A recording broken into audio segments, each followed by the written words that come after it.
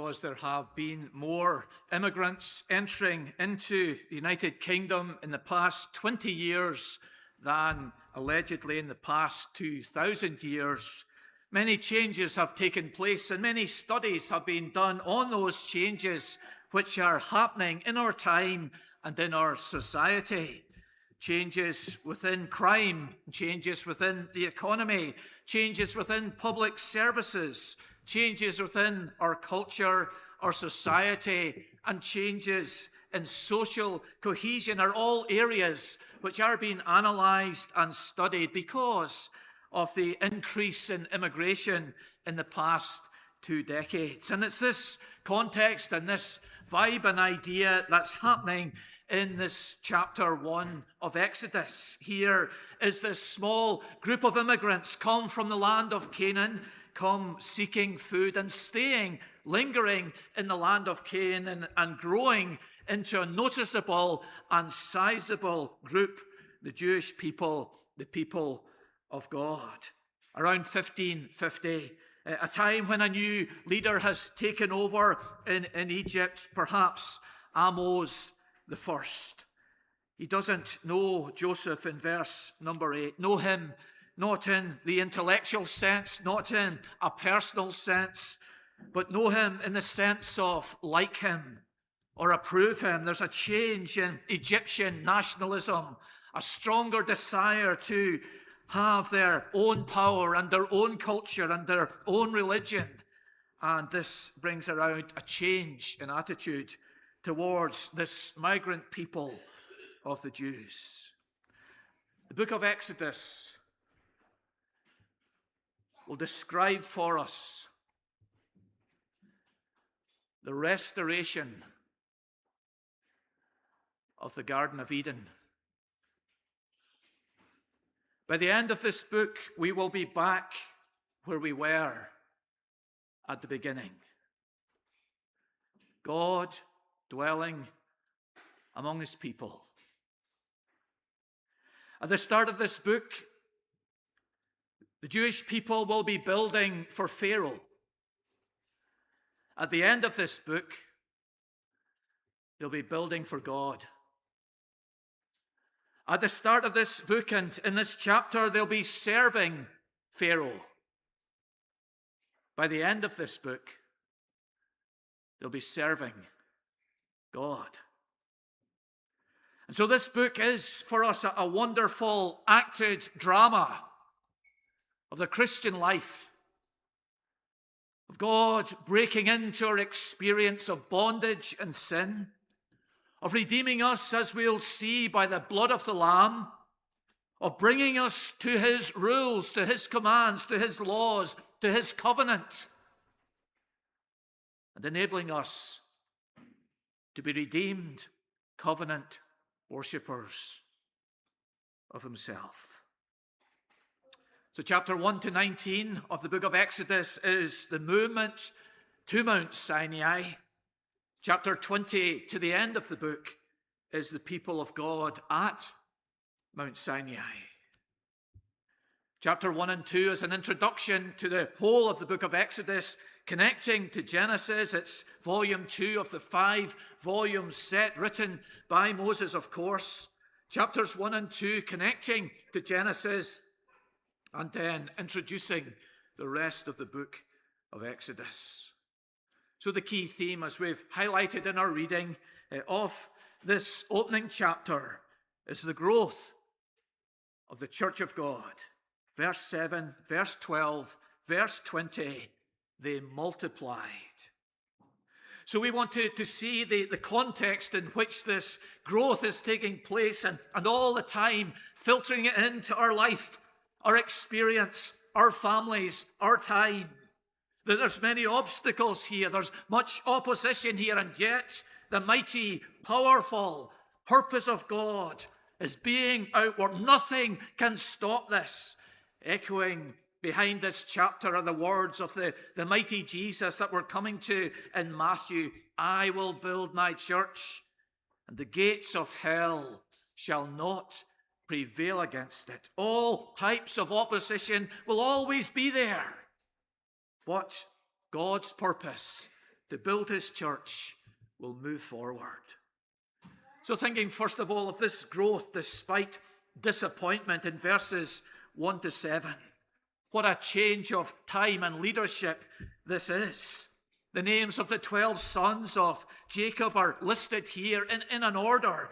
The conjunction "and" is positioned in particular places. So we have a set of 4, and then a set of 3, and then 2 sets of 2, setting out for us the leaders of the Old Testament church. The number 70, we noticed in our studies in Genesis, was significant, 7 times 10, indicating that this is a special people. The writer in chapter 46 and here emphasizes this number to draw attention to this group of people. They are God's special people. They are his church. And here they are now in a foreign land. They moved down into Canaan for food, but they've stayed on after Jacob has died. And it's 60 years later after Jacob's passing that we have them still in this land of Exodus. They choose to stay there for a whole range of reasons. But the original leaders are passing away. Reuben and Simeon and Levi and Judah. We have verse number 6. All his brothers and all that generation have gone. And what will happen to this people? Joseph is picked out here in verse number 6. Then Joseph died. He was the vizier of Egypt, of course. He persuaded his family to come down to Egypt so he could look after them. And for the past decades, he has been supplying all their needs out of the abundance which he has had in his position of authority. But now Joseph has died. And there's this sense of uncertainty and wonder and frailty and unknown. What will happen? What will happen to this people in a foreign land? Losing their leaders, losing this great benefactor of their whole community. What will happen? And the answer is, in verse 7, God's plan goes on. The people of Israel were fruitful and increased greatly. They multiplied and grew exceedingly strong so that the land was filled with them. What a statement this is. It's saying more than this group of people progressed in number. Terms used in verse 7. Fruitful, we've heard them before. Increased, multiplied, grew, filled the land. They're found in Genesis 1:28 and Genesis 9 verse 1. When God commanded Adam and then in the new world, Noah, to be fruitful and to multiply and to fill the land. And the writer here is making a wonderful point, isn't he? He's saying that God's design in creation is being fulfilled in this very people. He wants creation to be fruitful and to multiply and to fill the land. And here, in his amazing, special ways, he's chosen this 70 people. And in them, he's working out his creation purpose. They're fruitful. They're multiplying. They're filling the land. Freetham comments, this is a microcosmic fulfillment of God's macrocosmic design for the world. This is a little example of God's overall design for all creation. So the leaders are leaving. The illustrious, revered, influential, experienced leaders of the nation are passing on. Joseph, the benefactor and vizier, also has gone. What will happen to this people? They grow, they multiply, they progress. I was rocked a little in opening the Covenanter Witness on the obituaries of three outstanding servants of Christ in our church. There was Archie McKeeman. What a man, what an elder he was in Dervock. There was Mrs. Leahy, Professor Leahy's wife. What a servant, what a theologian in her own right she was. And there was the obituary of Gwen Kerr. Three giants in our denomination. And it was so helpful for me and perhaps for you as well to come to this chapter. Here are outstanding leaders. Here are the original set. And they're moving on. And they're being taken from the scene. And how will this group manage? Will they fall apart? God's hand is on them. His purpose is being worked out in them. They didn't have to fear, and we don't have to fear. Because his purpose is being worked out in our families, in our church, in our world. It's interesting that in verses, maybe it is or maybe it's not, but it's interesting to me that in verses 1 to 16, the name of God is not mentioned at all. Yet he's working. He seems to be absent, doesn't he? All this slavery, all this oppression. Where is God? And yet he's working. The name Yahweh has been used in Genesis in numerous places, but it's not used in chapter 1 or 2. It's reserved for its special use in chapter 3 and verse number 2. The writer deliberately leaves out this special name of God, Yahweh. He's not mentioned here, and yet this covenant God has his eye on his people.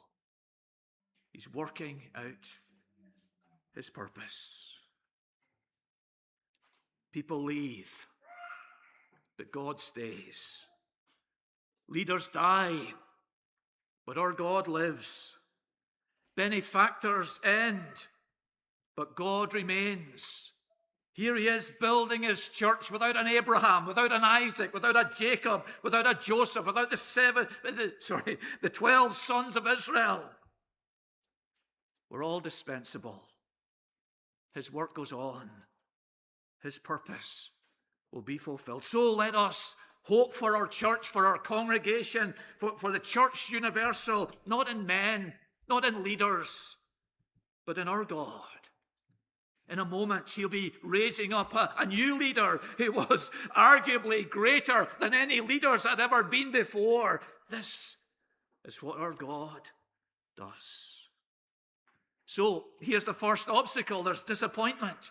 There's the cease of the leaders, and yet the growth of God's people progresses. So we come to the second hurdle, and that is opposition in verses 8 to 14. So the growth of the church wasn't pleasurable to everybody. The Pharaoh found this to be something objectionable. But there's a whole range of contradictions in his thoughts and in his attitude, and he's trying to get his people on his side to suppress the Israelites. So this anti-Hyksos feeling had been there, probably, and they'd removed them. Strong nationalism was gripping the Egyptian people 1550 in his new reign. The immigrants were to them a threat to their safety, to their culture, to their gods. They were the enemy within, as has sometimes been portrayed within history, to fuel this anti-people feeling. And so he comes up with this solution of slavery. He says, let us deal shrewdly with them. And let us set taskmasters over them, in verse number 11, to afflict them with heavy burdens. And it is quite a question to ask, isn't it? The Hyksos people he got rid of. But the Canaanite, the Jewish people, the Israelites, he wants to retain. What's the wisdom in this? In fact, in verse number 10, he's afraid that they're going to run away. They'll fight against us and escape from the land. Isn't that not what he would have wanted? Does he not want these people out of Egypt and their influence gone? What is he saying here? Well, perhaps the slavery was so that he could control them. He needed work done. He needed these fortifications set in the northeast where Egypt considered the greatest threat to come from. And so these two cities, Ramses and Pithom, are situated, it seems, archaeology has attested, in the northeast of Egypt. And so he needs them. He needs them to work for him, but they have to be controlled. He doesn't want them escaping, in verse 10, from the country with another group of rebels, and then they would always be a threat. They would always be out there. As long as they're inside here, they can control them. Besides this, their husbands working on these cities will be away from their wives. Through this hard labor, they'll be weakened, they'll be suppressed, death will come. All of this lies behind his reasoning that slavery is the answer to their problem of this small nation growing expeditionally before their eyes. But this wasn't enough, and so the second stage is that they suppressed them. Verse 13. They ruthlessly made the people of Israel work as slaves, made their lives bitter with hard service and all kinds of work in the field. And all their work, they ruthlessly made them work as slaves. Besides the humiliation of slavery, they added the oppression. Different paintings have been made of slaves in Egypt or foreign slaves in Egypt, and taskmasters are standing over them with whips and with sticks to oppress them in their already humiliated circumstances. The word ruthlessly in verse number 14 is only used 5 times in the Old Testament. It's a word depicting deep violence and cruelty. It can only be used on certain occasions where there is an extremity of oppression. And here is one such instance. The enslaved people are ruthlessly treated. It's interesting, isn't it, that it says in verse number 12 at the end, the Egyptians were in dread of the people of Israel. They feared them.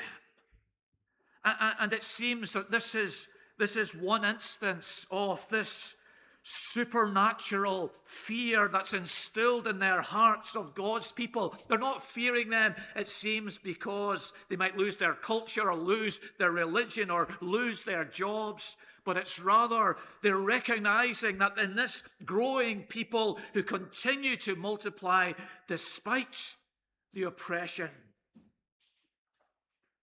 they have a mighty God. They are a people to be feared. So here is the second hurdle that's placed against them. They are humiliated and they are oppressed in the work in the field and in the work of building cities. And yet, verse number 12 says, the more they were oppressed, the more they multiplied, and the more they spread abroad. In the 2nd century, in the 3rd century, leading theologians Tertullian and Augustine, they concocted that well-known phrase that the blood of the martyrs was the seed of the church. They were living in a time of severe persecution. And the import of the Roman authorities was that by oppressing the church, they would turn people away from joining the church. To become a disciple of Jesus involves suffering, was very evident in the 2nd and 3rd century. So the Roman authorities thought the more the oppression, the more brutal the oppression, the smaller the church will become. But just as then, so here. Verse 12 says, the more they were oppressed, the more they multiplied, and the more they spread abroad. So God's people do suffer in this world. What a chapter for us here. Here's this list in verses 1 to 7, and the number 70 is significant for us. Here's the special people, the chosen people, God's people. And they're suffering. They're suffering so much. Alec Matier says there's experience without explanation. There's adversity without purpose. There's hostility without protection. They're suffering so much. And this is how the life of a believer often is. That we are serving God and following God and chosen by God. We are his people. And yet, we're suffering. The tremendous comfort for them and for us is that God has this included in his purpose. In Genesis chapter 15, he foretold Abraham that his descendants would enter into a foreign land for 400 years and be oppressed there. That this is nothing surprising to God, but this is part of his overall purpose for his people. Thirdly, growth despite hatred. Growth despite hatred.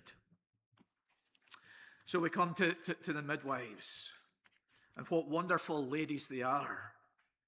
Great names, aren't they? Shiphrah and Puah. They're non-Egyptian names, and it's probably best for us to understand that these were Israelite women.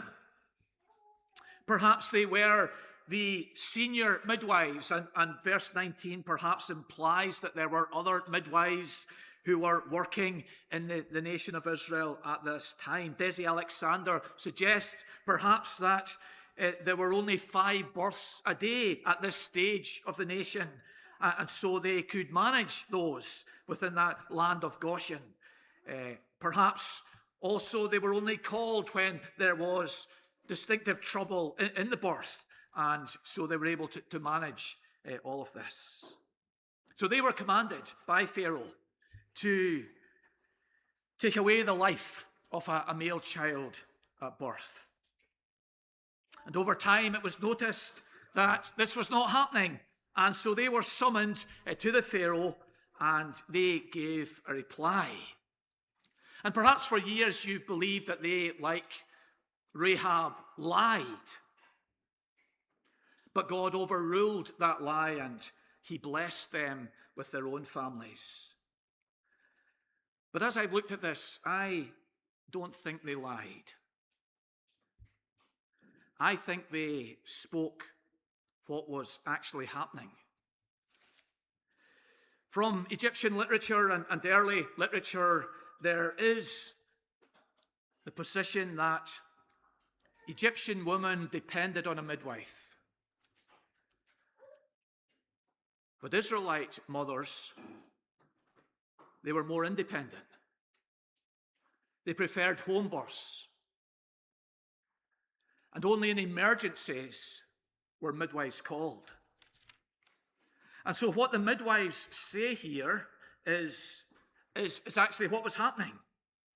The Hebrew women are not like the Egyptian women in the sense that they heavily depend on the midwives, for they are vigorous and give birth by choice before the midwife comes to them.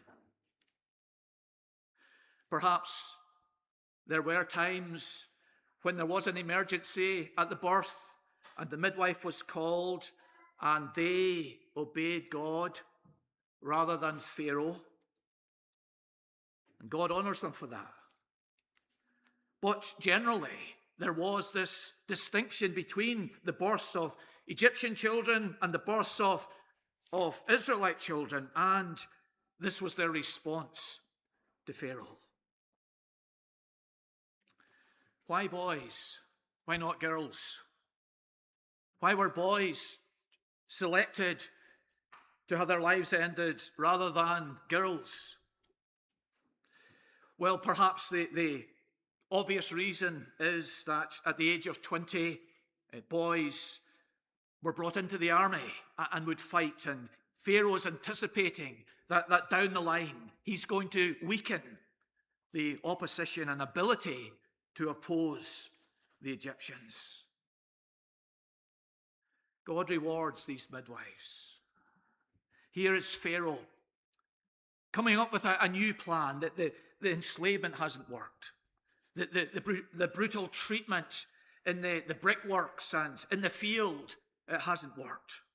Here's a new phase in his oppression to curtail the growth of this nation. He comes up with this plan of threatening the midwives with fulfilling his purpose.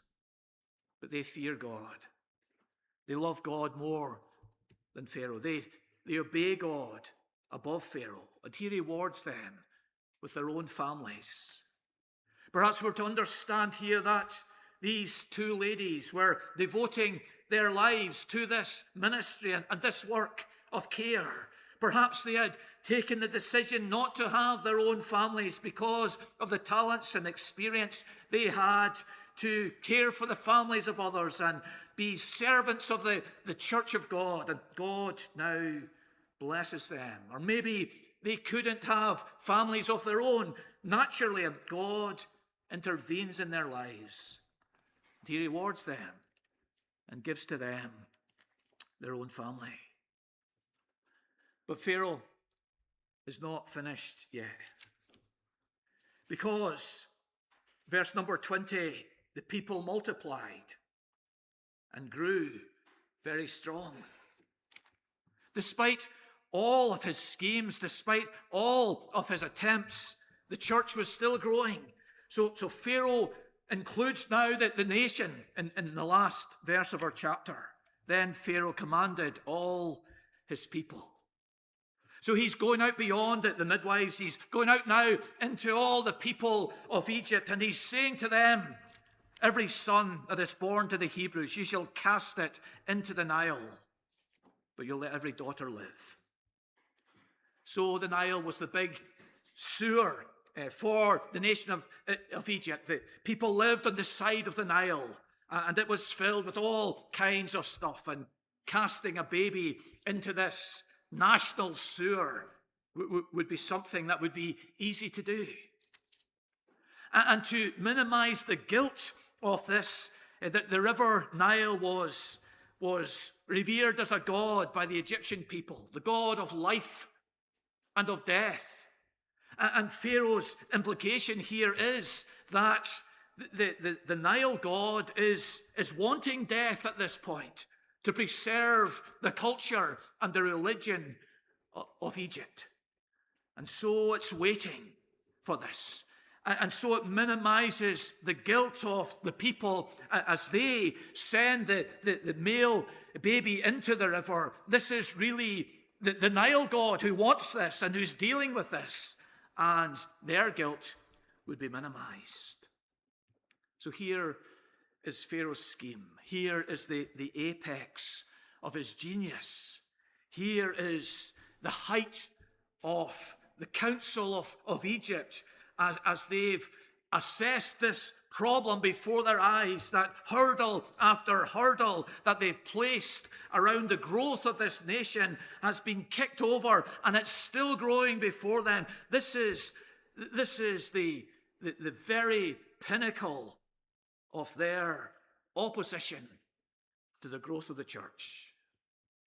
The best they can offer.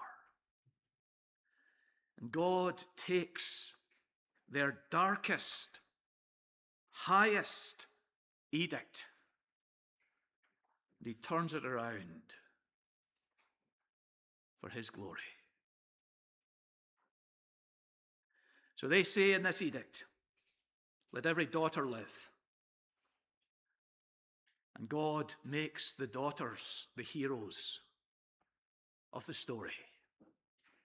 So Miriam and Moses' mother and the princess, the daughters, become the heroes. This action of throwing the sons into the Nile, intentionally or unintentionally, is what Moses' mother does in putting Moses into the river. An action which complies with what Pharaoh is saying here, but turns out to the very key in the people of God leaving Egypt to worship him. And this highest edict of Egypt, that the male sons, the sons here, verse number 22, the sons should be cast into the river. God, for the third instance, turns it around in the crossing of the Red Sea. And Egypt's sons die in that sea. Here is our God up against Pharaoh.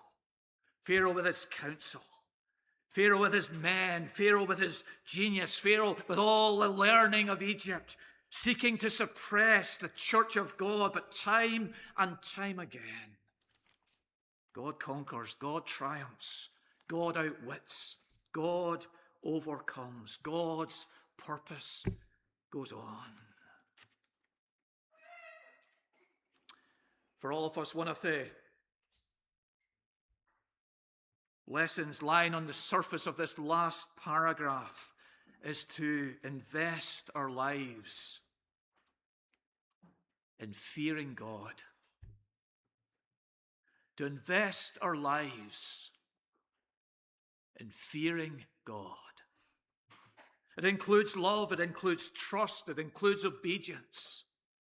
Here were these two ladies, and this is where our eyes and mind is to be, because we don't know the name of this Pharaoh. But we know the name of these two midwives, because that's where God's values lie, in those who fear him. And for our young people to grow up and beyond their interest in physics or chemistry or biology or maths or history or HE, to have this drive that in their life and in their day they will fear God. They will trust in God. They will obey God. They will love God. They will walk with God. This is where God wants us to have our focus. This is whom he blesses, whom he delights in. Pharaoh and his council, they are peripheral. But those who fear him, and it says it twice in our verses, verse number 17 and verse number 21, they feared God, and God delighted in them. So in this sermon, starting this book of Exodus, we thought of the growth of the church despite disappointments, despite opposition, despite hatred. We're hearing the voice of Christ. I will build my church. So let us praise God today that Christ is building his church, not just here in Exodus 1 or in the book of Acts, but on this very day. Today, statistics say, 82,000 people have become Christians. I will build my church. Let us pray that he will continue to build his church universally. Let us pray that he will build the churches in this town to honor and glorify him and our congregation. If you're not yet a Christian, don't you want to belong to this? Don't you want to give yourself to this? God's people, God's church, who love him and are loved by him.